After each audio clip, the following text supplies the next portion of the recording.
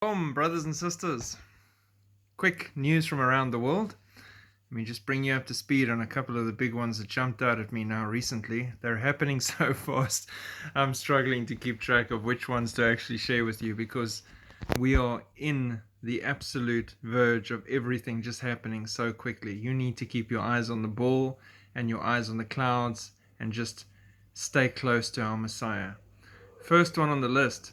Massive floods in Israel. Cyclone Carmel. Wind speeds were up to 100 kilometers an hour. Massive floods took place. This was 20 December. Crazy. Snow on the mountains. Unheard of flooding. So bad that ritual baths that had been empty for thousands of years were actually full and usable again. This ties into the Temple Mount and the new temple coming. I'll cover this in a different video, but it's incredible. NASA has hired priests with 24 theologians to determine how the world will react to contact with aliens. This is not a sci-fi story, this is legit. Go Google it.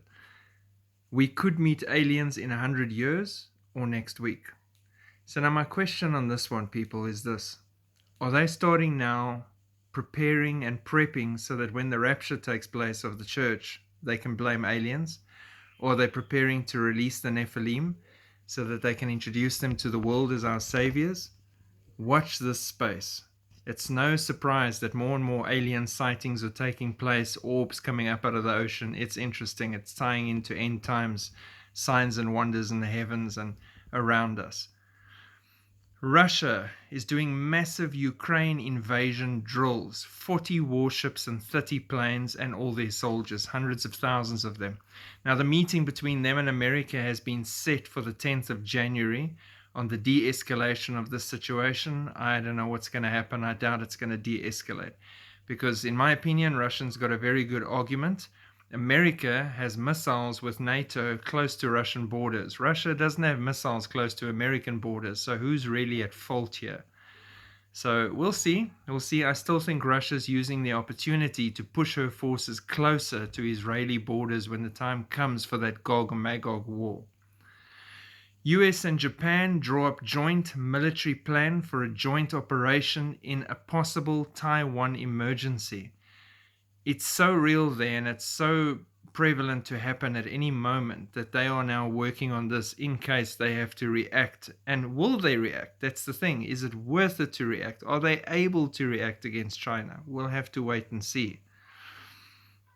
Israel has struck Latakia port in Syria for the second time in a month.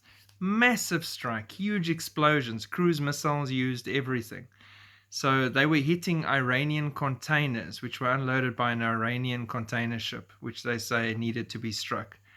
But what's interesting with this is Putin and Erdogan, Turkey, just met again in Syria. They both have interests in Syria as well as the other partners. These are all partners in the Gog-Magog war. How long are they going to sit still while Israel just indiscriminately, whenever she wants to, sends her warplanes in and attacks various targets? This is going to be the trigger point at some stage where they say, you know what, enough is enough. Israel shows a video of a new drone system they've just developed that can destroy the S-400 air defense system. This is Russia's system that she's putting out there and punting, to all of her allies that can neutralize any threats. And Israel's immediately released a video showing how she can just wipe the system out. Is Putin going to stand for that? Are they going to allow this? It's kind of like Israel's the naughty child that's dancing in front of this big bear all the time. At some stage, this bear is going to reach out and swat. And that is your Gog and Magog war that's coming. It's all in the Bible. People, things are happening fast. Things are just heating up. You need to keep your eyes on the ball at all times. Stay close to Christ. There's a lot happening out there. I'll keep you updated as fast as possible. Stay true to your relationship with Jesus Christ. Speak to everyone you can about God. Don't be shy. Time is running out.